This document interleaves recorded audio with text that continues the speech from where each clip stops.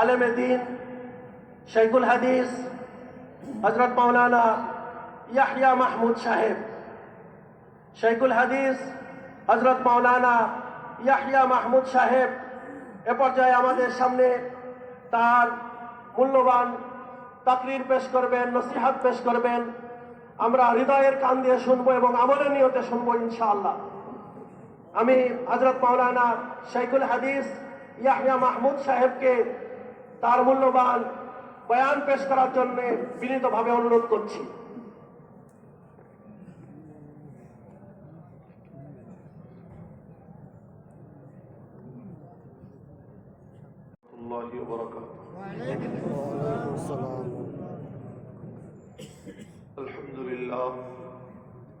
الحمد لله نحمده ونستعينه ونستغفره ونؤمن به ونتوكل عليه ونعوذ بالله من شرور أنفسنا ومن سيئات أعمالنا. من يهده الله فلا مضل له ومن يضلله فلا هادي له. ونشهد أن لا إله إلا الله وحده لا شريك له. ونشهد أن سيدنا وسندنا ونبينا وحبيب ربنا وطبيب قلوبنا ومولانا محمدا عبده ورسوله صلى الله تعالى عليه وعلى آله وصحبه وبارك وسلم تسليما كثيرا. أما بعد، فأعوذ بالله من الشيطان الرجيم. بسم الله الرحمن الرحيم. تبارك الذي جعل في السماء بروجا وجعل فيها سراجا وقمرا منيرا. وهو الذي جعل الليل والنهار خلفة لمن يذكر أو أراد شكورا.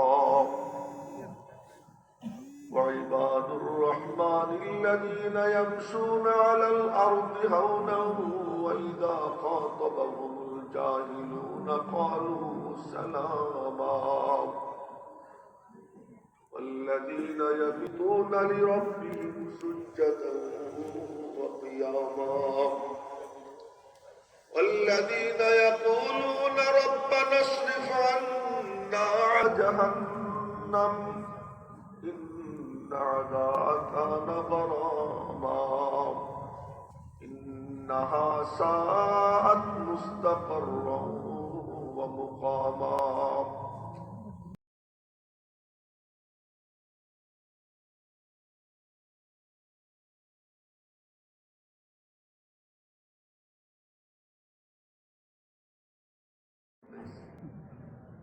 আপনারা আমার আপন মানুষ, তো আপনাদের কাছে না বললে কোথায় বলবো?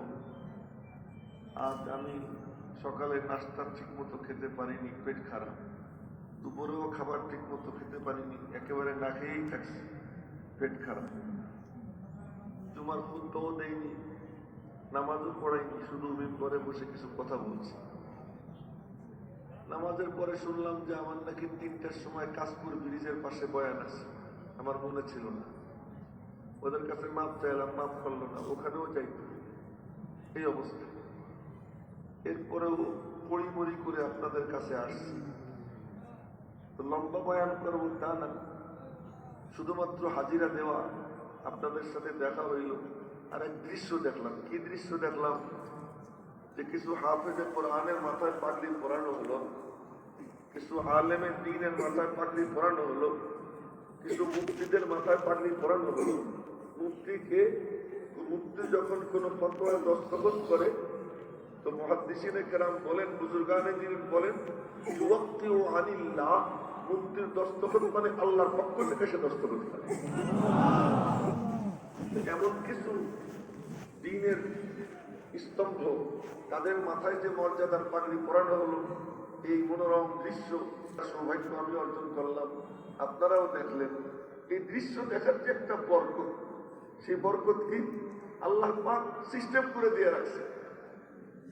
রহমতে হক বাহানা জুইয়া, আল্লাহ পাকের রহমত সুতানাটা তারা শুনে কোনো না কোনো এক সুতায় বান্দারে কেমনে পার করে দেওয়া যায়। এই কোরআন শরীফের এপ্রিলে দেখেন পড়েন, মায়া ফাআল্লাহু বিআযাবিকুম, আমি আল্লাহ তোদেরকে আযাব দিয়ে কি করব রে? কে বলে? আল্লাহ। মায়া ফাআল্লাহু বিআযাবিকুম, তোদেরকে আমার আযাব দেওয়ার কি দরকার? তোদেরকে আযাব দিয়ে আমার কি লাভ? আমি আমার কুদরতের হাত দিয়ে তোদেরকে বানাইছি, আমার বানানো তোরা, তোদেরকে আমি কেন আযাব দিব? তোদেরকে আযাব থেকে মুক্তি কেমনে দেওয়া যায়? শুধুমাত্র তার অপশন আল্লাহ পাক দিয়ে রাখছেন। এই এক অপশন আজকে গেল। কি অপশন? এই যে মাথায় পাগড়ি পরানো হয়েছে, কার মাথায়? হাফেজে কুরআনের মাথায়। কার মাথায়? বুখারী শরীফ, মুসলিম শরীফ যার সিনায় ভরছে তার মাথায়। কার মাথায়? যে মুসলমানদের জন্য হালাল হারামের ফতোয়া রেডি করবে তার মাথায়। এই মোহাম্মদ নিয়ে এইদিকে যে তাকাই থাকছে, হুজুর গায়নে দিন বলেন, ওই চোখের উপরে জাহান্নামের আগুন হারাম। জোরে বলেন না সুবহানাল্লাহ, আরো জোরে সুবহানাল্লাহ। এখন কি এমন নাকি চোখের উপরে জাহান্নামের আগুন হারাম, এই চোখে আলাদা করে জান্নাত দিয়ে বাকি দেহরে আল্লাহ পুড়াবে? কথা বলেন না, এমন হবে? তো চোখের উপর যদি হারাম হয়, বাকি দেহের উপরও কি হয়ে যাবে? সুবহানাল্লাহ। একটু জোরে বলবেন না? আমার দিয়ে বলে আপনারা বললেন, বলে জোরে কেন বলতে বলি, তারও কারণ আছে। একদিন শেষ রাত্রে আমার নবীজি ঘুরে ঘুরে দেখতেছেন তাহাজ্জুদের নামাজ কে কেমনে পড়ে। সুবহানাল্লাহ। তাহাজ্জুদের নামাজ পড়ার দৃশ্য ঘুরে ঘুরে অবলোকন করতেছেন নবী। প্রথম গেছেন বড় হুজুরের বাড়ি। বড় হুজুরের ছিলেন তো আপনারা, আবু বকর সিদ্দিক। কে বলেন না? আবু বকর সিদ্দিক। নবীজির সাথে তার সম্পর্কটা কেমন, একটা চুটকি মজার গল্প শুনি। নবুয়তের নূর প্রাপ্ত হওয়ার পর নবীজি প্রথম দাওয়াত দিবেন মনে মনে ভাবলেন, আবু বকর এই দাওয়াতটা দিয়েছে। প্রথম ঘর থেকে বের হয়েছেন, ওই যে নবীজির ঘর, এই যে আবু বকরের ঘর। তো নবীজি ঘর থেকে বের হয়েছেন যে আবু বকরের দাওয়াতটা আগে দিব, এক নম্বরে দিব। তো দাওয়াত দেওয়ার জন্য বের হয়েছেন। আবু বকর মনে মনে বলতেছে, আমার দোস্ত যেন কি বলতেছে, একটু গিয়ে শুনে আসে। নবীজি বের হচ্ছেন দাওয়াত দেওয়ার জন্য, আবু বকর বের হয়েছে যে নবীজি কি বলেন এটা একটু শুনে আসি, যদি পছন্দ হয় আমিও কলেমা পড়ে ফেলবো। উনি ঘরের থেকে বের হয়েছেন, নবীজির কাছে যাবেন। নবীজি ঘর থেকে বের হয়েছেন, ওনার বাড়ি যাবেন। ঠিক মাঝখানে দেখা, মাঝখানে দেখা। নবীজি বলতেছেন, ওই যে মোবাইলের লাইট জ্বলে, লাইটটা বন্ধ করতে হবে, বাদ দিয়ে দেন। লক্ষ্য করে এবার মাঝখানে, ঠিক মাঝখানে আবু বকরের বাড়ি, নবীজির বাড়ির মাঝামাঝি জায়গা, এখানে দুই বন্ধুর দেখা। দুই বন্ধুর দেখা। নবীজি বলতেছেন, আবু বকর কোন দিক? আপনার বাড়ি। আবু বকর বলে, আপনি কোন দিক? তোমার বাড়ি। সুবহানাল্লাহ, সুবহানাল্লাহ। ওই যে একটা নিচের দিকে চেয়ে দিচ্ছে, এই যে ঠিক এই বড়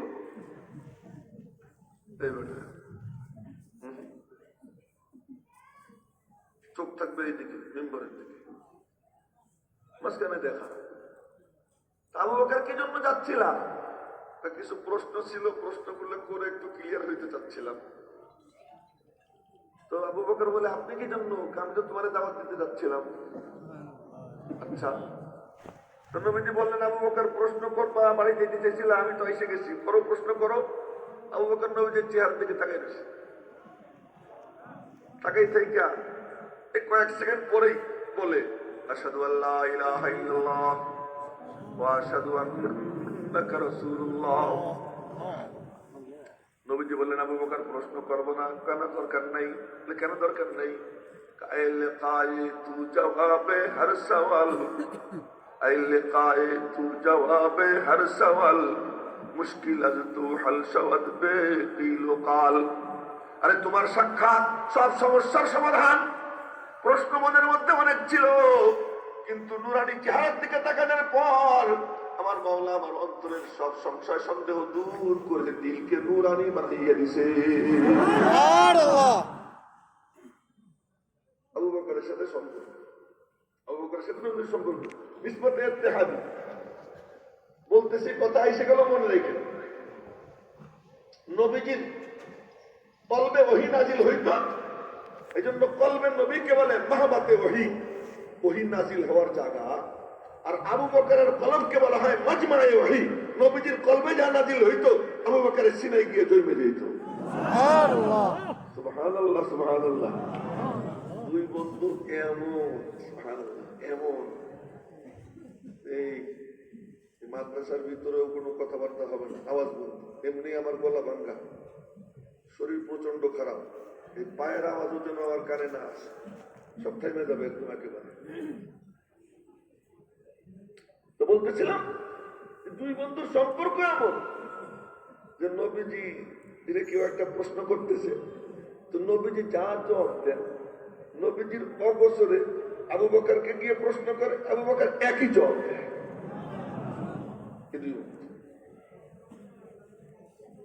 তো একদিন রাত্রে নবীজি ঘুরে ঘুরে দেখতেছেন, মনে আছে তো কি বলতে চাচ্ছিলাম, সুবহানাল্লাহ কেন জোরে মানে জোরে বলতে বললাম, এটা বলার জন্য এই ঘটনা শুনেছি। তো নবীজি একদিন রাত্রে ঘুরে ঘুরে দেখতেছেন তাহাজ্জুদের নামাজ কে কেমনে পড়ে। তো প্রথমে গেছেন বড় হুজুরের বাড়ি, আবু বকরের বাড়ি, গিয়ে দেখেন কোনো আওয়াজ নাই, একদম দেয়ালের সাথে কান লাগাইছেন। এখন শুনেন কি আস্তে আস্তে আওয়াজ আসতেছে, একেবারে আসতে চলে আসছে। যাই দেখি ওমরের বাড়ি, ওমরের কি খবর, আবু বকরও শ্বশুর, ওমরও শ্বশুর। ওমরের বাড়িতে, ওমরের বাড়ির দিকে গেছেন, হযরত ওমর রাদিয়াল্লাহু আনহুর বাড়ি ওই জায়গা, নবীজি এখানে শুনতেছেন তিলাওয়াতের আওয়াজ হইতেছে, মনে হয় যেন আসমান জমিন কাঁপতেছে। আচ্ছা, পরিদর্শন শেষে নবীজি চলে আসছেন। ফজরের জামাতে তো আর আমরা তো আর ঘরে নামাজ পড়তেন না, প্রথম কাতারে নামাজ পড়তেন। জান্নাতে যে প্রথম যায় নামাজও সে প্রথম কাতারে পড়ে। আবু বকর সিদ্দিক আগে জান্নাতে যাবে, ওমর আগে জান্নাতে যাবে, আর নামাজের কাতারে পিছনে থাকবে, এ তো হয় না। দুজন দুই নিচের দিকে তাকাই, সুস্মার চোখে দিকে স্থির হয়ে দিকে তাকাই থাকতো। এবার ফজরের নামাজ শেষ, নামাজের শেষে দুই বুড়ারে নবীজি ডাকছেন। বুড়া মানে কি, এমনি মুরব্বী। নবীজি ওনাদের থেকে বয়সে বড়, নবীজি আবু বকরের থেকে 2 বছরের বড়, ওমরের থেকে 12 বছরের বড়, কিন্তু দুজন নবীজির শ্বশুর, দুই ছোট, দুজন নবীজির কি শ্বশুর। তাও শ্বশুর কেমনে হয়েছে ওইটা পরে একটু শোনাবো যদি সুযোগ হয়, যদি এনার্জিতে কুলায়। এবার নবীজি বলতেছেন দুজন একান্তে ডাইকা, আবু বকর জি ইয়া রাসূলুল্লাহ এত আস্তে পড়েন কেন? আবু বকরের জবাব শোনেন, যারে শোনানোর উদ্দেশ্য এর থেকে আস্তে পড়লে উনি শোনে। আবু বকরের জবাব। ওমর আপনি এত জোরে পড়েন কেন? ওমর জবাব দেয়, মনে রাখবেন তো নাকি খামাখা ওমর জবাব দেয়, ঘুমন্তদেরকে জাগাই, শয়তানরে ভাগাই। জোরে জোরে পড়ি কেন? যারা ঘুমে আছে ওরা যেন জায়গা যায়, আর শয়তান যেন ভাইগে যায়। এখন আমরা কি করব?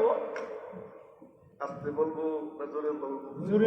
আরে আমি আপনাদের কাছে জবাব চাইছি, আমি বলতেছি তো শুনে। আস্তে বলবো না জোরে বলবো? নবীজি বলেন, আমি চাঁদ, আমার সাহাবীরা তারা, আসহাবী কান্নুজুম বিআইহিম ইক্তাদাইতুম ইহতাদাইতুম। আমি চাঁদ, আমার সাহাবীরা নক্ষত্র, তোমরা যারে ফলো করবা তার ওসিলাই তোমরা জান্নাতে যাবা। মিনমিন করে যদি বলো, ফিসফিস করে যদি বলো, তাহলে তুমি আবু বকর, তোমার জন্য জান্নাত। জোরে যদি বলো তুমি ওমর, তোমার জন্যও জান্নাত। হাঁটু ধরে বসে রয়েছে, পড়াটা জোরেও কয় না, জোরে সরে সবাই সুবহানাল্লাহ।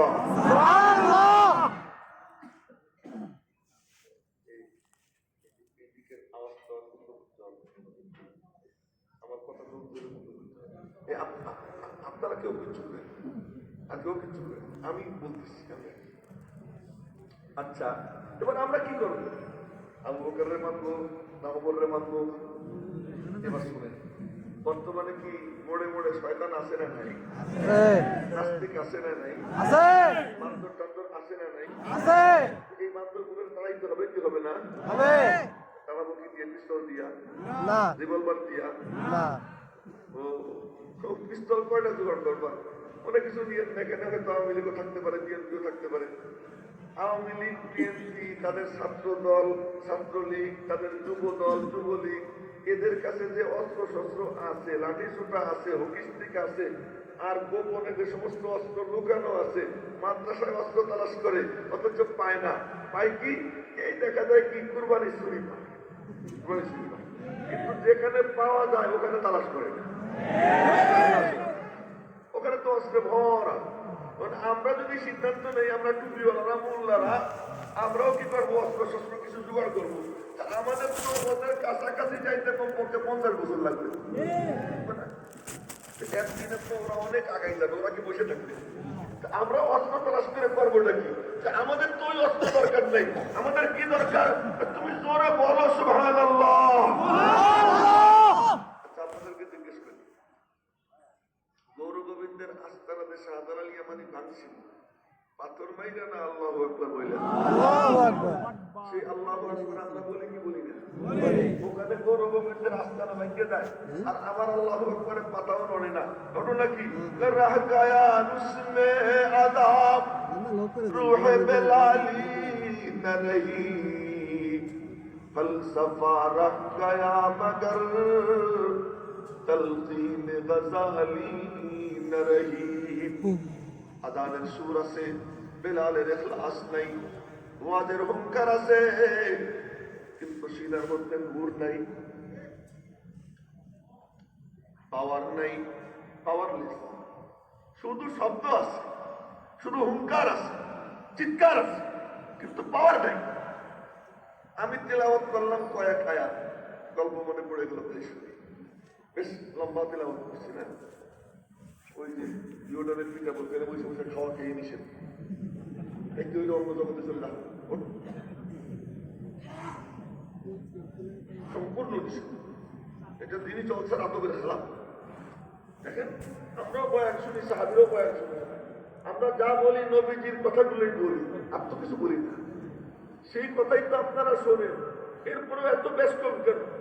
ওই বয়ান শোনে তো সাহাবীরা এক একজন এমন হয় যে দুনিয়ায় থাকা অবস্থায় প্রত্যেকের পকেটে আল্লাহ তাআলা জান্নাতের টিকিট দান করে দেয়। একজনও বাদ ছিল না, একজনও বাদ ছিল না। ওই গল্প গেলে তো ওর অন্যদিকে চলে যাবো। আগে আমি এই গল্পটা শুনি যে আমি লম্বা তিলাওয়াত করলাম, খুব মজলিসের মধ্যে কোনো নড়াচড়া দেখলাম না, মনে মনে মনে হয় বলতেছিল এত লম্বা কেন পড়ে? আমার মনে হয় আমার শ্রোতারা বলতেছিল মনে মনে এত লম্বা কেন পড়ে। আর আমাদের এক মুরব্বী, এই যে আমি চেয়ারে বসছি, আমার যদি জিজ্ঞেস করেন যে তুমি চেয়ারে বসলা, কে তোমারে বসাইছে, আমি বলবো আল্লামা কাজী মুতাসিম বিল্লাহ রহমতুল্লাহি আলাইহি, আল্লামা নাসির আহমদ খান সাহেব রহমতুল্লাহি আলাইহি, আল্লামা আব্দুল হক আজমি রহমতুল্লাহি আলাইহি। ওনাদেরকে জিজ্ঞেস করছি আপনাদেরকে কে বসাইলেন? উনারা বলছেন আমাদেরকে বসাইছেন শাইখুল আরবি ওয়াল আজম কুতুবুল আলম সৈয়দ হুসাইন আহমদ মাদানী রহমতুল্লাহি আলাইহি। তাকে জিজ্ঞাসা করা হয়েছে আপনাকে কে বসাইলেন? উনি বলেন আমাকে বসাইছেন শাইখুল মাহমুদ হাসান দেওবন্দি রহমতুল্লাহি আলাইহি। তিনি বলেন আমাকে বসাইছেন হুজ্জাতুল ইসলাম কাসিমুল উলুম ওয়াল খায়রাত কাসিম নানুতুবি রহমতুল্লাহি আলাইহি। তিনি বলেন আমাকে বসাইছেন শাহ আব্দুল গনি মুজাদ্দিদি। তিনি বলেন আমাকে বসাইছেন শাহ মোহাম্মদ ইসহাক। শাহ মোহাম্মদ ইসহাক বলেন আমাকে বসাইছেন শাহ আব্দুল আজিজ মুহাদ্দিস দেহলভী রহমতুল্লাহ আলাইহি। বলেন না জোরে জোরে সুবহানাল্লাহ। নাম নিলাম এতগুলো, এক এক নাম কত ভারী, কত ভারী না? হযরত শাইখুল রহমতুল্লাহ আলাইহি পা টিপতেছেন, শাইখুল ইসলাম হুসাইন আহমদ তো পা টিপতে টিপতে শাইখুল মাহমুদ হাসান দেওবন্দি ঘুমাই, হঠাৎ করে ঘুম ভাঙছে। ঘুমের থেকে উঠে বলতেছেন হুসাইন আহমদ তুমি আমার মাফ করে দাও। বলে হঠাৎ কি হইল? স্বপ্নে দেখি নবীজি বলতেছেন এ তুই আমার বংশের ছেলে এই হুসাইন আহমদের দিয়ে কেন খেদমত দিস? আমার সন্তান হুসাইন আহমদ, তার দিয়ে তুই কেন খেদমত দিস? হুসাইন আহমদ তুমি আমার মাফ করে দাও। তার নাম দিস, তার নাম দিস। শেখুল ইসলাম হুসাইন আহমদ মাদানী রওজা পাকের পাশে বসে হাদিস পড়াইতেছে, তো বলছেন নবীজি জিন্দা, হায়াতুন নবী, কবর মোবারকে জিন্দা। এক বুদ্ধিজীবী মৌলবী প্রশ্ন করে মরা মানুষ কেমনে জিন্দা হয়? উনি অনেক বুঝাইলেন, বোঝে না। এখন বোঝে না, বললেন পিছনের দিকে তাকাও। ছাত্রদেরকে বললেন পিছনের দিকে তাকাও। ছাত্ররা তাকাই দেখে সবুজ গম্বুজও নাই, জালিও নাই, কিচ্ছু নাই, ওই জায়গায় নবীজি নিজে বসে আছে। শাইখুল ইসলাম হুসাইন আহমদ মাদানী রহমাতুল্লাহ আলাইহি নাম নিল। এই নাম এক একটা এত ভারী, এত ভারী। তাজা খাহি তাশে তনকর দাগ হায় সিনারা, তাজা খাহি তাশে তনকর দাগ হায় সিনারা, গাহে গাহে বাজে খানি বিসায়ে ফারিনারা। মাঝে মাঝে এই নাম নিতে হয়। এই নাম নেওয়ার বরকতে আল্লাহ পাক ঈমানের মধ্যে নূর পয়দা করে দেয়। সুবহানাল্লাহ। কি বলবো, নিজেও খাই না, কারো খাওয়া দেখতেও পারি না। তোমাদের সময় কিছু খাই না, তাই না? মানুষ কেউ খায়, আমার কাছে মনে হয় যে কি চলতেছে এটা আল্লাহকে আমার কাছে। এজন্য আমার দেখাই কেউ খাই না, গোপনে গোপনে খাই দেখা। তো বলতেছিলাম শেখুল ইসলাম হুসাইন আহমদ মাদানী, তার নাম নিলাম। শোনেন শোনেন, কাদের নাম নিচ্ছি। শাইখুল মাহমুদ হাসান দেওবন্দি রহমতুল্লাহ আলাইহির ইন্তেকাল হয়ে গেছে। ইন্তেকালের পরে শাইখুল রহমতুল্লাহ আলাইহিকে যারা গোসল দিতে গেছে, গোসল দিতে গিয়ে থেকে কোমরে কোনো গোশত নাই, শুধু হাড় আর হাড়। কোমরে শুধু হাড় আর হাড়। ও ভাই, বলতে গেলে বলতে ফেটে আসে। কোমরে শুধু হাড় আর হাড়। এবার ওনার ইন্তেকালের সময় শাইখুল ইসলাম হুসাইন আহমদ মাদানী ছিলেন। উনি ছিলেন দূরে, উনি আসছেন। আইসে দেখেন লোকজন ওনারা দেখে হামাও করে কান্দে দিয়ে বলে, হযরত, হযরতের কোমরে দেখি কোনো গোশত নেই, শুধু হাড় আর হাড়। শাইখুল ইসলাম হুসাইন আহমদ মাদানী সাহারো কাতার কাঁদতে কাঁদতে বললেন, মালদায় যখন হযরত বন্দী ছিলেন, ইংরেজরা ওনাকে রিমান্ডে নিত। রিমান্ডে নিয়ে লোহার রড গরম করে শেখা দিত, বলতো ইংরেজদের পক্ষে কথা বল। আজকে তোমরা মুসলমান, আজকে তোমরা স্বাধীন, তোমাদের মাথায় টুপি, তোমাদের মুখে দাড়ি, অবদান কাদের চাইয়ে দেখো। বলছে যে তুমি শুধু একবার ইংরেজদের পক্ষে একটা ফতোয়া দাও। শাইখুল মাহমুদ হাসান দেওবন্দি বলছেন, মেরি जिंदगी खत्म हो जाएगी, मैं मर जाऊंगा, लेकिन लेकिन तुम्हारे लिए मैं कुछ नहीं करूंगा, मैं तो तुम्हारे खिलाफ ही रहूंगा। জীবন চলে যাবে, কিন্তু তোদের পক্ষে আমি কোনো কথা বলবো না। তখনই লোহার রড পুড়াইয়া শেখা দিত। শেখা দিতে দিতে হযরত বেহুশ হয়ে পড়ে দিতেন।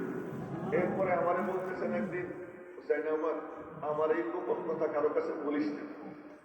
আমি যে মুসলমানদের জন্য, দ্বীনের জন্য এই নির্যাতন সহ্য করছি, এটা কারো কাছে বলিস না। আমি একদিন বলি নেই, আজকে তো না বললে পারলাম না, আজকে তো তোমরা দেখে ফেলিস, আজকে তোমরা দেখে ফেলিস। মেরে মোহতারাম ভাইও, ওনার নাম দিছি, শেখুল ইসলাম হুসাইন আহমদ মাদানীর নাম দিছি, শাইখুল মাহমুদ হাসান দেওবন্দির নাম দিছি। নাম দিছি কার? কাসিমুল উলুম ওয়াল খায়রাত, হুজ্জাতুল ইসলাম, কাসিমুল উলুম ওয়াল খায়রাত, কাসিম নানুতুল্লাহ রহমাতুল্লাহ আলাইহির নাম দিছি। হায় হায়, এক একজনের কথা যদি একটু একটু বলতে চাই, অল্প একটু, দেখেন কি মজা, এক একজন কেমন ব্যক্তি। হযরত কাসিম নানুতুল্লাহ রহমাতুল্লাহ আলাইহি 7 বছর বয়সে স্বপ্নে দেখেন খানায় কাবার সাথে দাঁড়ায় বসে। সুবহানাল্লাহ সুবহানাল্লাহ, এগুলো সব মনে করতেছি একেবারে। আরো জোরে সুবহানাল্লাহ সুবহানাল্লাহ। হুজুর কুতা না দিলে আর জোরে পায়, কুতা দিলে পায়।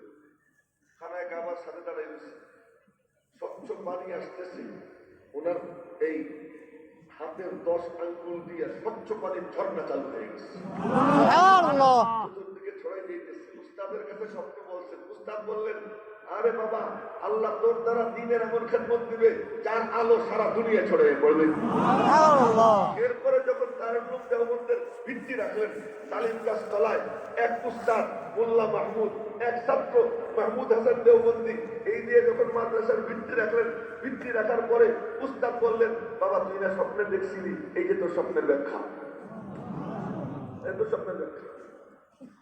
ওই মাদ্রাসা ওখানে চলে, কথা যেহেতু সেগুলো তাই বলি। ওই মাদ্রাসা ওই তালিম গাছতলায় চলতেছে, পাশে একটা মসজিদ, 7টা মসজিদ, মসজিদও ভরে গেছে, চত্বরও ভরে গেছে, ছাত্র টাকা দেওয়ার মতো কোনো জায়গা নাই, কি করবেন? কিছু পয়সা জোগাড় হইলে উমরায় যান, হজে যান। উমরায় হজে গিয়া খানায় কাবার দরওয়াজায় দাঁড়াইয়া দুই হাত পেয়ে দেখো, আল্লাহ ফকির আমি, তোমার কাছে ভিক্ষে চাই, মাদ্রাসার ভবন নির্মাণের টাকা দাও। আল্লাহর কাছে ভিক্ষে চাই। ওখানে মেরে সর হো তেরে দর হো, মেরে দিল হো তেরে ঘর হো, तमन्ना मुख्तसर सी है मगर तमहीद तुलानी। অনেক লম্বা পথ পাড়ি দিয়ে আইছি রে মাওলা, তোমার কাছে ভিক্ষা চাই, মাদ্রাসার ভবন নির্মাণের জন্য তুমি টাকা দাও। একদিন না, 2 দিন না, 1 বছর না, 2 বছর না, মুলতাজিম ধরে। মুলতাজিম হলো হজরে আসওয়াদ আর খানায় কাবার দরওয়াজার মাঝখানে কিছু জায়গা, এই জায়গাকে বলা হয় মুলতাজিম। এই মুলতাজিম ধরা মানে আল্লাহ পাকের কুদরতি হাত ধরা। এই হাত ধরে বলে, আল্লাহ ভবন নির্মাণের টাকা দাও, মাদ্রাসার ভবন বানাবো টাকা দাও। কাসেম নানু তুমি ডাক, মাওলার কাছে বড় মজা লাগে। কাসেম তুই আমার ডাকতে থাক, ডাকতে থাক। ডাকতে ডাকতে 1 দিন না, 2 দিন না, 14 বছর পর্যন্ত ডাকছেন। কয় বছর? তোরে কন্যা কয় বছর? 14 বছর পরে কিছু পয়সার ব্যবস্থা হয়েছে। সুবহানাল্লাহ, কিছু পয়সার ব্যবস্থা হয়েছে। এবার ভবন নির্মাণের পরিকল্পনা করছেন। ভবন বানাবেন, কিন্তু পরিকল্পনা ছোট ছোট।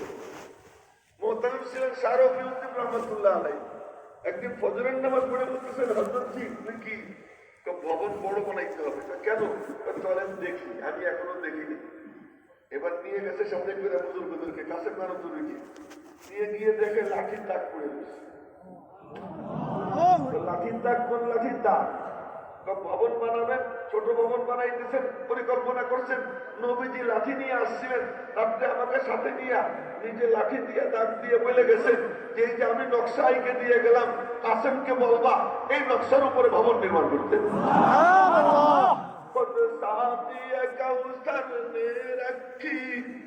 मैं खाने की बुनियाद खुद शादी कौसर ने रखी, मैं खाने की बुनियाद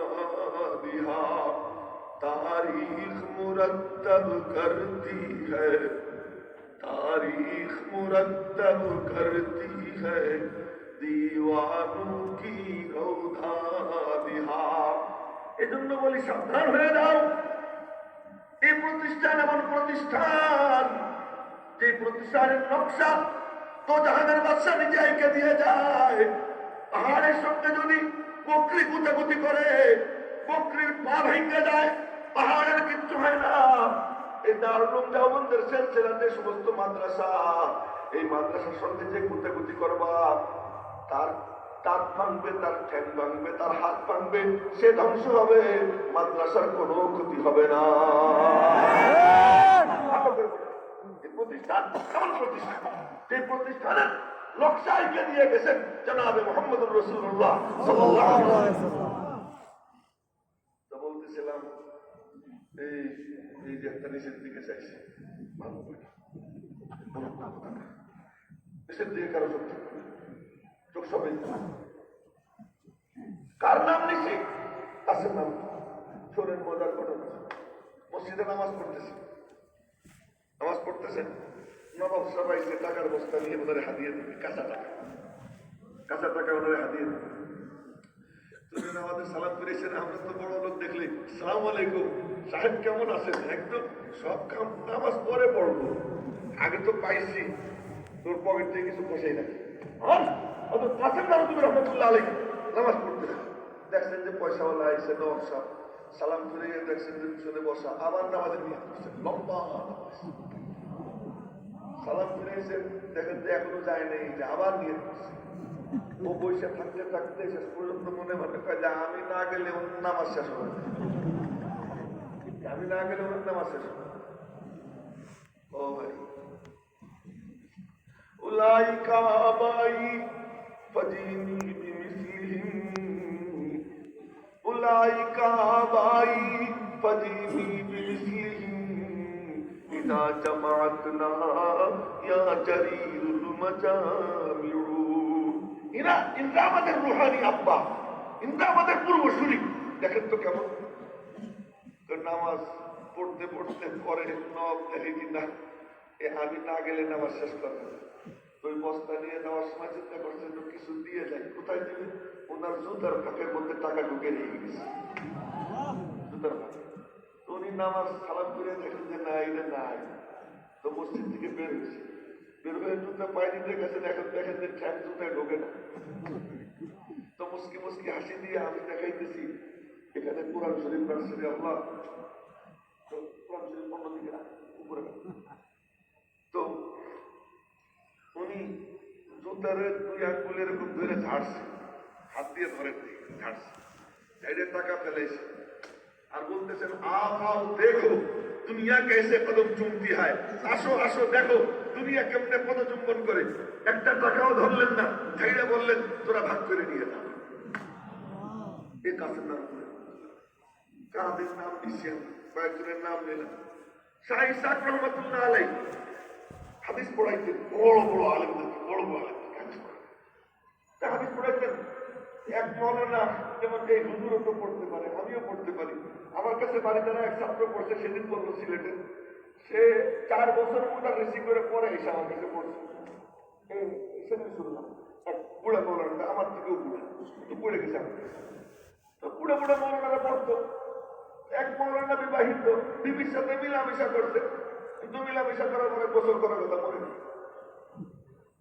গোসল না করেই কিতাব বুকে নিয়ে হাদিস পড়তে চলে গেছে। সম্ভব, এটা সম্ভব, কত সম্ভব যে নবীজি নামাজের ইমামত করতে গেছে, বেলালের একামত শেষ, বুখারী শরীফের হাদিস, বেলালের একামত শেষ, আল্লাহু আকবার বলবেন, এর মধ্যেই বললেন তোমরা দাঁড়াও আমি আসতেছি। সাহাবীদেরকে দাঁড় করে ঘরে ঢুকছে। কিছুক্ষণ পরে বের হইলেন, সাহাবীরা দেখতেছে নবীজির চুল দিয়া টপটপাইয়া মুক্তার দানার মতো পানি পড়তেছে, পানি পড়তেছে। বুঝলেন যে নবীজির গোসল ফরজ ছিল, মনে ছিল না। এটা সম্ভব, অসম্ভব না। ওই মৌলানারও গোসল ফরজ মনে ছিল না, চলে গেছে। তো যখন গিয়ে পড়তে বসছেন, শাহ ইসহাক রহমাতুল্লাহ আলাইহি কিতাব নিয়ে পড়াবেন, ছাত্ররা পড়ছে, চোখ বন্ধ করে মুরাকাবা করে দেখতেছেন এই ছাত্রের গোসল ফরজ।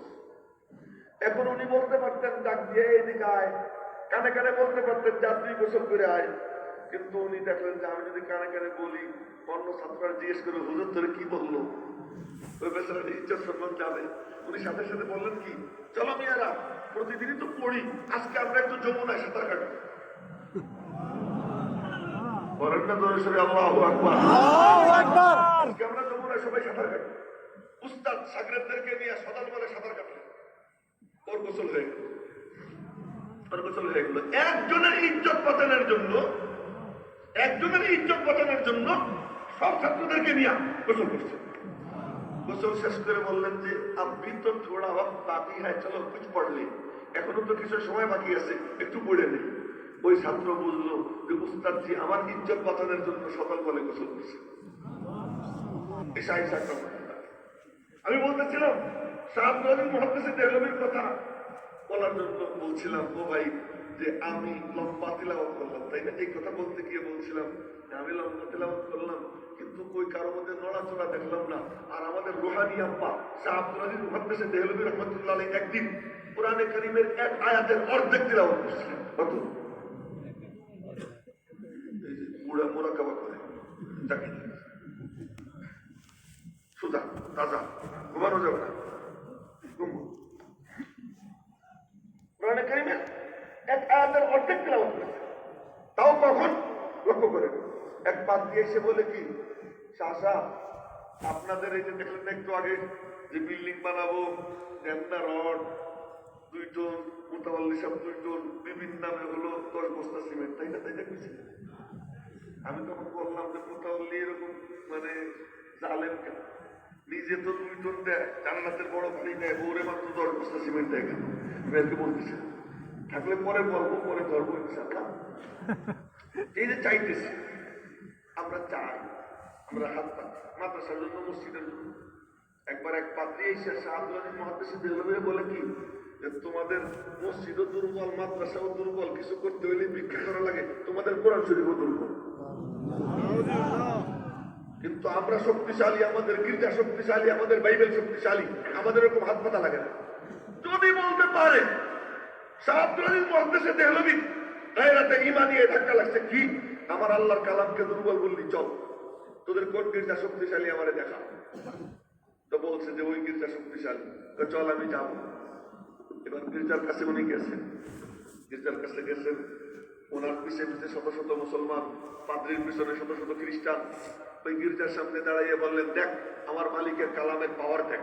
তাই বলি, রহ গায়া রুসমে আদাব রূহে বেলালি না রহি, ফলসফা রহ গায়া মগর তলকিন গজালি না রহি। হুঙ্কার আছে, ইখলাস নাই।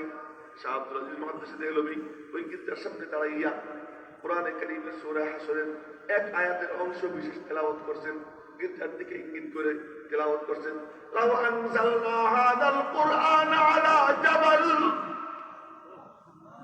আল্লাহু আকবার করে দেন। আল্লাহু আকবার।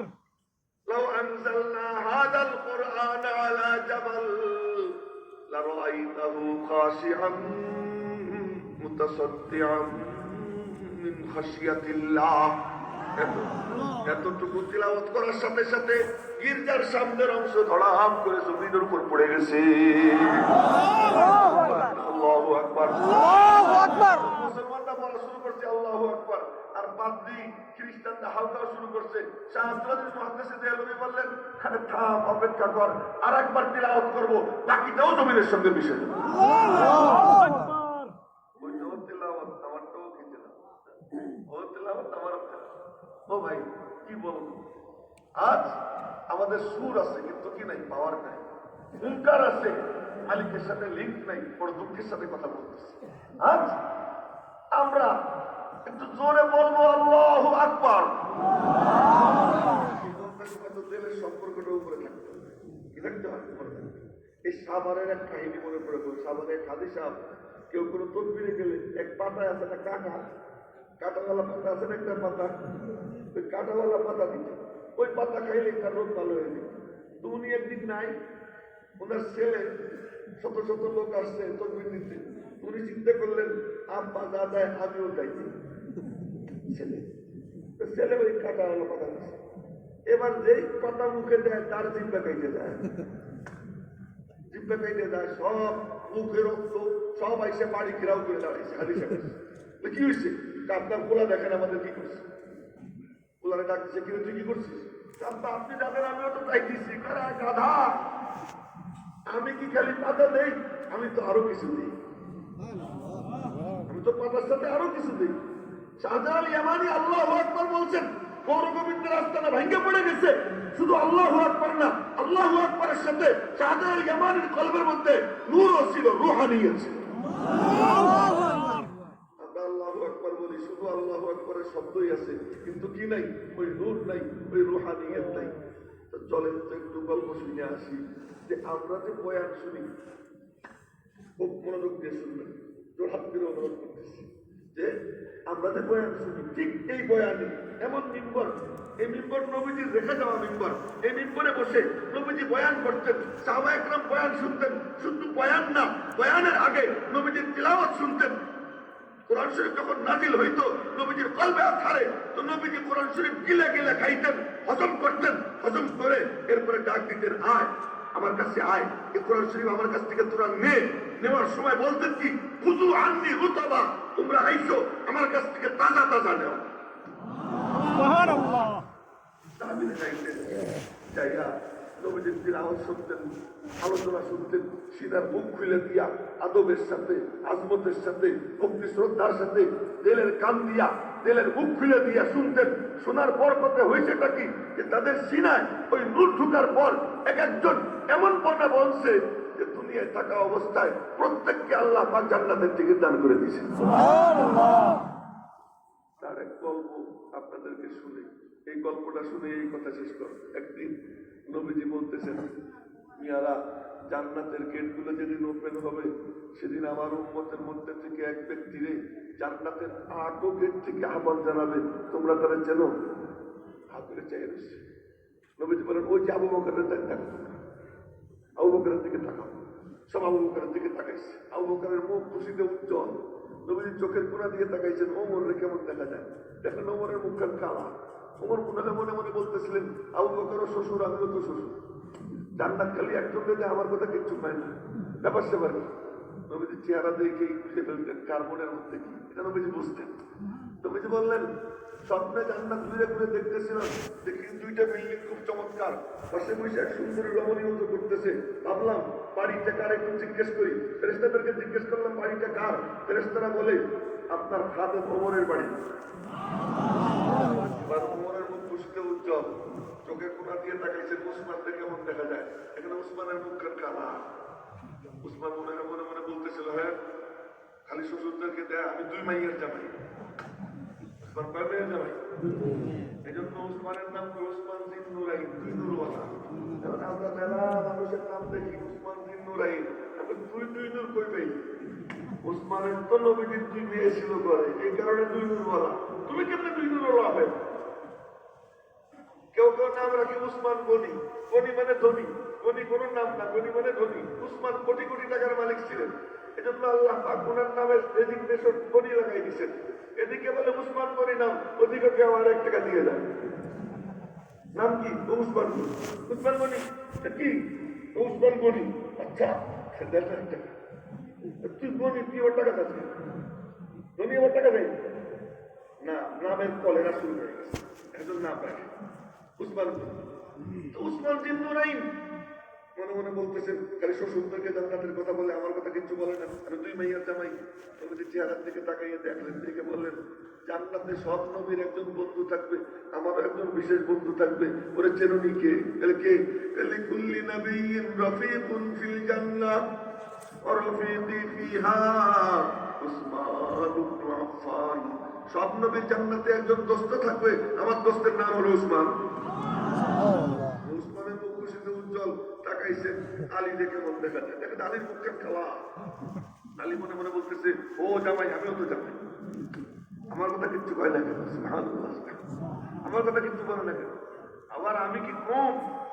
নবীজির কোলে বড় হয়েছি, 8 বছর বয়সে মুসলমান হয়েছি, 21 বছর বয়সে ফাতেমারে বিয়ে করলাম, তো বিয়ে আমি করি নাই, আল্লাহ তো আমার সঙ্গে বিয়ে দিয়ে দিছে। সুবহানাল্লাহ, আল্লাহ বিয়ে দিয়ে দিছে। কেন বললাম? ফাতেমার যখন বয়স হয়ে গেছে, আমার কিন্তু কথা বলতে খুব কষ্ট হইতেছে, আপনারা বুঝতেছেন কিনা জানি না, কষ্ট করেই বলতেছি, আপনারা একটু কষ্ট করে শুনবেন।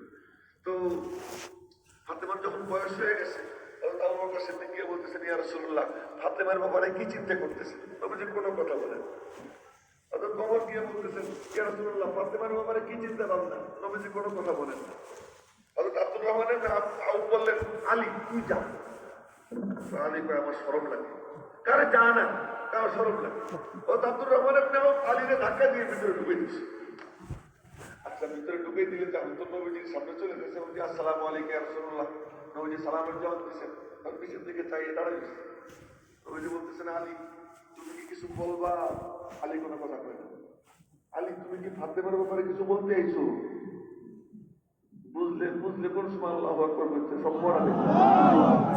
আবু বকর ফাতেমার নাম নেয়, নবীজি কোনো কথা বলেন না। ওমর ফাতেমার নাম নেয়, নবীজি কোনো কথা বলেন না। আলী কিচ্ছু কয় না, চুপচাপ দাঁড়াই থাকে। নবীজি বলেন, তুমি কি ফাতেমার ব্যাপারে কিছু বলতে চাও? এবার আলী জি রাসূলুল্লাহ। তো নবীজি বলেন, দাঁড়াও, আমি আসতেছি। আলীকে দাঁড় করে ভিতরে ঢুকছে। তুইকে বলেন, ফাতেমা, আলীর সঙ্গে তোরে বিয়ে দিলে কেমন হয়? নবীজি মেসেজ দিয়ে দিলেন, কিয়ামত পর্যন্ত আনেওয়ালা সমস্ত কন্যার পিতাদেরকে, সাবধান, দেখো আমার হা না বলা কোরআন, উনকা হা নেহি कहना কুরআন কা জৈসা। তার হা না বলাই কোরআন, তিনি সাহেব শরিয়ত, তিনি বলতেছেন, দেখো তারপরেও আমি আমার কন্যার মতামত দিচ্ছি, তুমি মাতবারি করো না, আমি শিল্পপতি, আমি রাজনৈতিক লিডার, আমি অমুক, আমি তমুক, আমার সিদ্ধান্তের উপর আমার মেয়ে কথা বলবে না। তুমি তোমার মেয়ের মতামত নাও, এটা তার স্বাধীনতা, তার স্বাধীনতা নষ্ট করো না। নবীজি জিজ্ঞেস করার পরে ফাতেমা কি বল? ফাতেমা বলতেছে, আব্বু আপনি পছন্দ করার পরে আমার আবার কোনো মত থাকতে পারেনি, আপনার যা পছন্দ আমারও তাই পছন্দ। ফাতেমা মেসেজ দিয়ে দিলেন, এ আমার বোনরা কিয়ামত পর্যন্ত আনেওয়ালা বোনরা পিতা যারে পছন্দ করে তুই দ্বিমত পোষণ করিস না। কি চমৎকার! হযরত আলী মনে মনে বলতেছেন, তাহলে ফাতেমারে কি বিয়া আলী করছেন না আল্লাহ দিয়ে দিছে বিয়া? কথা বুঝে আসে নাই? আলী মনে মনে করছে আমার কথা কিচ্ছু বলে না। নবীজি বলেন, ও আলী, জি ইয়া রাসূলুল্লাহ, জান্নাতে তো তোর ঘরটা আমার ঘরের সামনেই থাকবে। এবার আলীর খুশি দেখে, এদিকে তাকাই দেখে ওই কোনায় বসে বসে হযরত তলহা এমন এমন করতেছে, এই হাত এরকম ডলতেছে আর মনে বলতেছে আমার কথা কিচ্ছু কয় না কেন, হাত কেন ডলে, হাত কেন ডলে? ওদের যুদ্ধে নবীজির পাথর করছে, আব্দুল্লাহ ইবনে কাবিয়া পাথরের দাঁত দুটো ভেঙে গেছে, লোহার টুপির রড ভেঙে, লোহার টুপির রিং কপালের সাইড দিয়ে চুকে গেছে, নবীজি গর্তের মধ্যে পড়ে গেছে, বেহুশ হয়ে গেছে, লম্বা টাইম পরে গর্তের দিকে উঠানো হয়েছে। এই রিং খুলবে কি দিয়া? কোনো সাড়াশি নাই। সিনান ইবনে আনাস রাদিয়াল্লাহু তাআলা আনহু বললেন, তোরা টেনশন করিস না, ওই রিং খোলার সাড়াশি আমার কাছে আছে। কোথায়? নবীজিকে জড়াই ধইরা কামড় মারছে, কামড় দিয়ে টান মারছে, দাঁত একটা ভেঙে পড়ে গেছে, মুখ দিয়ে গল গল করে রক্ত শুরু হয়েছে। অন্য সাহাবীরা বলে, ভাই তোর মুখে তো রক্ত, আমরা করি খবরদার, আমার মুখে একটা দাঁত থাকতেও এই কাম আমি আর কাউকে করতে দেবো না। আর এক কামড় মারছে, আর এক দাঁত মারছে, দাঁত আরেকটা ভেঙে পড়ে গেছে, তৃতীয় কামড় দিছে, খুলছে, এখান দিয়ে রক্ত ঝরতেছে, রক্ত কি দিয়ে মুছবে? হযরত আবু উবাইদা বললেন, এই দেখো আশেক কারে বলে সাহাবীরা, নবীজির আশেক কাকে বলে দেখো। হযরত আবু উবাইদা বললেন, এই নবীজির রক্ত কোনো কাপড় দিয়ে মুছবো না, কোনো রুমাল দিয়ে মুছবো না, কি দিয়ে মুছবা? আমার ঠোঁট দিয়ে মুছবো, আমার ঠোঁট দিয়ে মুছবো। গিয়া নবীজিকে জড়াই ধরছে, যেখান দিয়ে রক্ত ঝরে ওখানে দুই ঠোঁট লাগাইছে, চুপ চুপ করে চুষতে আরম্ভ করছে, কিসের মধু আর কিসের কি মিষ্টি। দেখে যে নবীজির রক্ত এর থেকে অনেক উন্নত মানের মিষ্টি খাইতেছে। আবু উবাইদা রাদিয়াল্লাহু তাআলা রক্ত চুষতেছে, রক্ত চুষতে চুষতে যতক্ষণ রক্ত ঝরে ততক্ষণ চুষেন, রক্ত ঝরা শেষ, ঠোঁট সরাইছেন। নবীজি বললেন, ও মিয়ারা, জান্নাতি মানুষ দেখবা? কে? এই যে আবু উবাইদার দিকে তাকাও। এবার কাফেররা দেখলো যে আসল আমাদের টার্গেট তো পুরা হয় নাই, এখন নবীজিরে খুন করতে হবে। ওরা চতুর্দিক থেকে তীর মারার উদ্যোগ নিছে। যখন তীর মারার উদ্যোগ নিছে, সাহাবীরা বলে, ইয়া রাসূলুল্লাহ, আপনি টেনশন করেন না, বেতের ঢাল নাই, স্টিলের ঢাল নাই, কিন্তু আপনাকে হিফাজত করার ঢালের কোনো অভাব নেই। বলে, কোথায় ঢাল? এক প্রত্যেক সাহাবী বলতেছে, এই যে আমার বুক, এটা আপনার জন্য ঢাল, আমার সিনা ঢাল। তোমরা তো মিছিল করো, পারি না, মানবো না, মানতে পারি না, আল্লাহ রসুলের অবমাননা, মিছিল করো, কিন্তু আসলে কিন্তু তোমরা মানতে পারো। মানতে যদি না পারতাম আমি ইয়াহিয়া মাহমুদ বয়ান করে বেড়াইতে পারতাম না। মানতে যদি না পারতাম আপনি শিল্পপতি ব্যবসা করতে পারতেন না। মানতে যদি না পারতেন আপনি আপনার কাজ করতে পারতেন না। আরে আশেকে রসুল কাকে বলে? নবীজির ভালোবাসা কাকে বলে? হযরত মুবারক শাহ রাহমাতুল্লাহি আলাইহি বড় বুজুর্গ, 1800 এই মনোযোগ দিয়ে শুনে যে ঘটনা বলতেছি, 1918 সালের ঘটনা। কত সালে? 1918 সালে। মুবারক শাহ রাহমাতুল্লাহি আলাইহি হজে গেছে, হজ শেষ করে রওজা পাকের জিয়ারত করে বাড়ি আসছে। বাড়ির সামনে দাঁড়াইয়া কাহিনী লম্বা সংক্ষেপ করে বলতেছি, বাড়ির ঘরের সামনে দাঁড়াইয়া সালাম দিচ্ছেন, আসসালামু আলাইকুম আহলাল বাইত, সালাম দিচ্ছেন। বিবি ঘরের দরওয়াজা খুইলা রুদ্র মূর্তি ধারণ করে বলে, মুবারক তুই একটা মুনাফিক। উর্দুতে বলতেছে, আমি আর উর্দু বলবো না, বাংলায় তর্জমা করতেছি। মুবারক তুই একটা মুনাফিক। তুমি এটা কি বলো? তুই নবীজির রওজা পাকের জিয়ারত করে আইছিস, তুই একটা মুনাফিক। তার মানে তুই জানিস না যে নবীজির চেয়ার নিয়ে টান দিছে কে? আব্দুল হক, ওই সময়কার এক বড় শিল্পপতি, বড় কোটিপতি। আব্দুল হক সে নবীজির চেয়ার নিয়ে টান দেয়, নিয়ম নবুয়তের দাবি করতেছে, আর তুমি নবীজির রওজা জিয়ারত করো, আশেক সাজ্জাদ। এই কথা শুই না হযরত মুবারক শাহ রাহমাতুল্লাহি আলাইহি হাতের যে ব্যাগ ছিল, ব্যাগ চাইলে ফেলাই বসে, চাইলে ফেলাইয়া বললেন, এ আমার কুড়াল দিয়ে। কুড়াল কাঁধে নিয়ে, কুড়াল কাঁধে নিয়ে আব্দুল হকের বাড়ির সামনে গিয়ে দাঁড়াইছেন। এর বলে আসে, দাঁড়াইয়া বলতেছেন, আব্দুল হক। আব্দুল হক ছুটে আসছে, মুবারক শাহ সবাই চেনে, কাঁধে কুড়াল দেখে বলতেছে, মুবারক শাহ আপনার কাঁধে কুড়াল কেন? কুড়াল কেন তা তো পরে বলবো, আগে তুই বল, তুই বলে আমার নবীজির চেয়ার নিয়ে টান দিছিস, আমার কথা শোনেন, তোর কথা কি শুনবো? কুড়াল উঠাইয়া এক কোপ দিয়া গলা কাইটা জমিনে ফেলাইয়া ওই কুড়াল কাঁধে নিয়া থানায় গিয়ে ওসিরে বলে, ওসি আমার গ্রেফতার করো। আমি স্বেচ্ছায় সজ্ঞানে আমার নবীজির দুশ্মনদের খুন করছি। আমি নিজেকে আইনের হাওয়ালা করতে চাই। ওসি ঘটনা চক্রের মুসলমান ছিল। ওসি বলে, নবীজির দুশ্মনরে আপনি খুন করছেন? আমারে বলতেছেন গ্রেফতার করতে? তুমি ওসি মানুষ গ্রেফতার করবা না? আমি ওসি হইতে পারি, কিন্তু আমি প্রথমে নবীর উম্মত, পরে আমি ব্রিটিশের চাকর। ব্রিটিশ সরকারের চাকরি করি না 2 নম্বরে। 1 নম্বরে আমি নবীজির উম্মতি। আমি আপনারা গ্রেফতার করতে পারবো না, চাকরি যাই যাবে। আজকে সেই ওসি রাখতাম। আজকে তো এই ওসি দরকার, যে ওসি বলবে যে আমি 1 নম্বরে নবীজির উম্মতি। আচ্ছা, এরপরে এসপির কাছে যান, এসপির কাছে গ্রেফতার করে। এসপি সে বলে, ঘটনা চক্রের সে মুসলমান, না আমি পারবো না গ্রেফতার। জেলখানায় যায়, জেলখানায় নিয়ে রাখছে। জেলখানায় থাকতেছে, আদালতে মামলা চলতেছে, 1 দিন 2 দিন 3 দিন 8 দিন চলে গেছে। 8ম দিন রাত্রে স্বপ্নে দেখে নবীজি এসে জেলখানায় হাজির। আল্লাহু আকবার। সে বলতেছে, মোবারক শাহ, তোর কোনো উকিল দরকার নেই, তোর উকিল আমি হয়ে গেলাম। যা। 9ম দিন আদালতে মামলা উঠছে, চূড়ান্ত রায়ের দিন। এই দিন মোবারক শাহ উকিল কি বলতেছে নিজেও টের পায় না। খ্রিস্টান বিচারপতি মোবারক শাহকে বেকসুর খালাস দিয়ে দেয়। এই ঘটনা শুনানো মাস্টার না বলে আমরা শুধু মিছিল করি, মানি না, মানবো না, মানতে পারি না, আল্লাহ রসুলের মানো না। আরে না মানতে পারলে তার হাল কি হয়? ওই সাহাবীদের দিকে তাকাও, বলে ইয়া রাসূলুল্লাহ, আপনি কোনো টেনশন করবেন না, বেতের ঢাল নাই, স্টিলের ঢাল নাই, কিন্তু ঢালের কোনো অভাব নাই। কোথায় ঢাল? আমাদের বুক আপনার জন্য ঢাল। নবীজিকে মাঝখানে দাঁড় করায়, চতুর্দিকে মানুষ বড় নড়াচড়া করেন। এবার তীর আসে সাহাবীর বুকে লাগে, ওই তীরের দিকে তাকায় না, ঘাড়ের উপর দিয়ে নবীজির দিকে তাকায়। আমি হাদিস বলতেছি, কোনো গাল গল্প না। ঘাড়ের উপর দিয়ে নবীজির দিকে তাকায়, এদিকে বুকে তীর লাগতেছে, আর বলতেছে, আল্লাহি লা তুশরিক ইয়া রাসূলুল্লাহ, হে আল্লাহর রাসূল, আল্লাহর কসম দিয়ে অনুরোধ করতেছি, আপনি মাথা উঁচু করেন না। ইউসিবুকা সাহমুন মিন সিহামিল কওম, কাফেরদের কোন তীর আপনার গায়ে লেগে যেতে পারে, আপনার টেনশনের কি আছে? এই যে আমার বুক আমি আপনার জন্য ঢাল বানাইয়ে দিছি।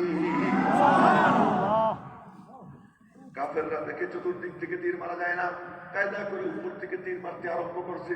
যখন উপর থেকে তীর মারতে শুরু করছে, তলহা জানে, তলহার মৌলা জানে তলহার হাতের মধ্যে কি ছিল। তলহার হাত বিদ্যুৎ গতিতে উপরের দিকে উঠে যায়, একটা তীরও জমিনে পড়ে না। চম্বুক যেমন লোহা টাইনে নেয়, তলহার হাত তীরগুলো টাইনে টাইনে তার হাতে নিতে লাগলো। লাগতে লাগতে হাতটা ঝাঁঝরা হয়ে গেছে, প্যারালাইসিস হয়ে গেছে। যুদ্ধ শেষ। নবীজি বললেন, তলহা তো খাইরু উহুদ। তলহা মনে মনে বলে, তলহা, হাতটা কি নবীজিকে নিয়ে দেখাবো? তো নবীজিকে নিয়ে দেখাইলে নবীজি ফু দিয়ে দিলে ভালো হয়ে যাবে, নবীজি শুয়ে দিলে ভালো হয়ে যাবে। তার কারণে এক সাহাবীরা তীর মারছে কাফের, তীর মারার পরে চোখ উঠে গেছে। চোখটা হাতে নিয়ে মনে মনে কয়, হাসপাতালও নাই, সার্জনও নাই, প্রাইভেট ক্লিনিকও নাই, যাবো কোথায়? তো নবীজির কাছে যাই। চোখটা হাতে নিয়ে নবীজিকে নিয়ে বলে, চোখটা আপনার হাতে নেন। নবীজি বলেন, কি করবো? নেন না আপনার হাতে। নবীজি হাতে নিছেন, কি করতে বলো? এখানে লাগাই দেন, এখানে লাগাই দেন। নবীজি বললেন, বাবা সবর কর, জান্নাত পাবি। আমার আল্লাহর কি আমারে জান্নাত দেওয়ার জন্য কানা বানানোর দরকার আছে কি? যে আমার এক চোখ কানা বানাইয়া পরে জান্নাত দিবে? আমি আমার আল্লাহর কাছে চোখও চাই, জান্নাতও চাই, দেন লাগাই দেন। তো নবীজি বুঝলেন আল্লাহর সাথেও সম্পর্ক আলাদা। তো চোখটা জায়গা মতো কেবল রাখছেন, আগের থেকে আরো সুন্দর হয়ে গেছে তার চোখ। ও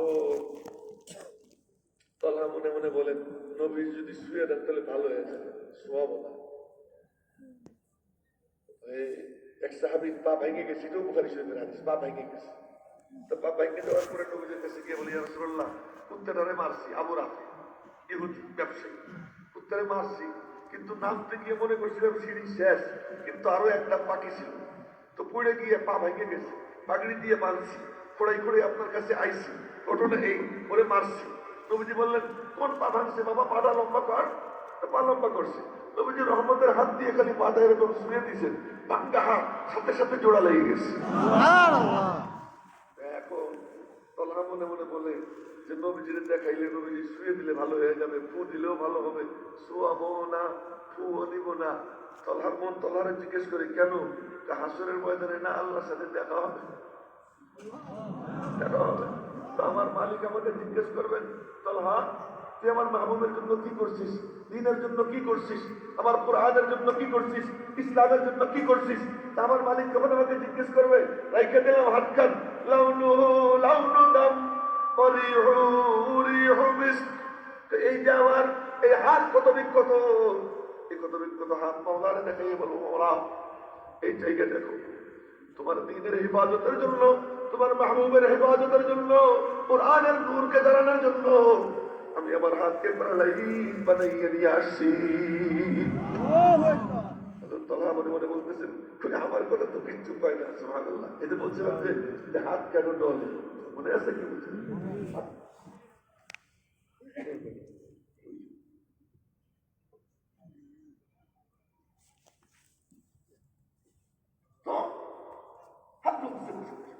ওদিকে জুবাইর রাদিয়াল্লাহু আনহু মনে মনে বলতেছেন, আমার কথাও তো কিচ্ছু কয় না। নবীজি বললেন, এ বিহারা, জান্নাতে সব নবীর একজন খাদেম, আমি খেয়াইব নবী, আমি বিশ্ব নবী, আমার দুইজন খাদেম। যেন খাদেম দুইজন কে? কে তলহা আর জুবাইর। একসাথে 10 জনকে জান্নাত। বদর যুদ্ধের সময় একসঙ্গে 313 জনকে জান্নাত দেয়। হুদায়বিয়ার সন্ধির সময় একসঙ্গে 1400 জনকে জান্নাত দেয়। এক পর্যায়ে আল্লাহ পাক বললেন, থাক খুশতে খুশি বলার দরকার নাই, আমি একটা পরীক্ষা নেই। কি পরীক্ষা? আসমান সাত, জমিন বিছানা, উত্তপ্ত মরুভূমি, খোঁচা খোঁচা পাথর, লোহার রড পড়াইয়া সেকা দেওয়া হবে, গরম পাথর বুকের উপর চাপা দেওয়া হবে, খেজুর গাছের কাটার উপর বসানো হবে। এই অবস্থায় আমি আল্লাহ অন্তরের পরীক্ষা দেব। আল্লাহ পাক পরীক্ষক আর সাহাবীরা পরীক্ষার্থী। আল্লাহ পাক পরীক্ষা দিলেন, পরীক্ষা নিয়ে দিয়ে বলতেছেন, পরীক্ষা নিয়ে ফেলাইছি। আল্লাহু আকবার। পরীক্ষা নিয়ে ফেলাইছি। পরীক্ষা নেওয়ার পরে ফলাফল কি? উলাইকাল্লাযীনা ইমতাহানাল্লাহু কুলুবাহুম লিত্তাকওয়া লাহুম মাগফিরাতুন ওয়া আজরুন আযীম। পরীক্ষা নিয়ে ফলাফল ঘোষণা করতেছি, আমি আল্লাহ তোমার সাহাবী যে কয়জন, একজনও বাদ নাই, সকলকে আমি মাগফিরাত এবং জান্নাত দান করে দিলাম। এই বয়ান শুনে তারা জান্নাতি হয় দুনিয়ায় থাকতে, আর আমি বয়ান শুনতেছি বছরের পর বছর, ঘন্টার পর ঘন্টা। আমার অবস্থা কেন বদলায় না? ওই তারাও শুনতো, আমিও শুনি। শোনার পার্থক্য হলো এই, আমি শুধু শোনার জন্য শুনি, তারা শুনতো, শুনে নিজেকে বদলাইতো। আমি আজকে জিজ্ঞেস করতে চাই, এই মজলিস থেকে কে সিদ্ধান্ত নিতে পারবো এই কথার যে আমি আমার আজকের থেকে বদলাবো ইনশাআল্লাহ? ইনশাআল্লাহ বদলাবো তো ইনশাআল্লাহ। ধন্যবাদ। দুই একটা কথা বলে এই কথা এখন শেষ করতেছি। কি বদলাবো? 1 নম্বর, আল্লাহর কালামকে সহি শুদ্ধ করে তিলাওয়াত করবো, কে কেরা দিয়েছে ইনশাআল্লাহ। এর জন্য যা চেষ্টা করার দরকার করবো তো ইনশাআল্লাহ। 1 নম্বর। 2 নম্বর, যে আমি এই চোখ দিয়ে কোনো গুনাহ করবো না, কে কেরা দিয়েছে ইনশাআল্লাহ। চোখ দিয়ে কোনো গুনাহ করবো না, না দেখার মতো জিনিস কি করবো না, দেখবো না। 3 নম্বর, এই কান দিয়া না শোনার মতো কোনো গান টান শুনবো না, কে কেরা দিয়েছে ইনশাআল্লাহ। ইনশাআল্লাহ। 4 নম্বর, আমি কোনো বিপদ করবো না, মিথ্যা বলবো না, কে কেরা দিয়েছে। বিপদ করবো না, মিথ্যা বলবো না তো ইনশাআল্লাহ। 5 নম্বর, টাকনুর নিচে কাপড় পরবো না, কে কেরা দিয়েছে ইনশাআল্লাহ। আরে কি মনে করছেন আপনার? এরে কয় ওয়াজ।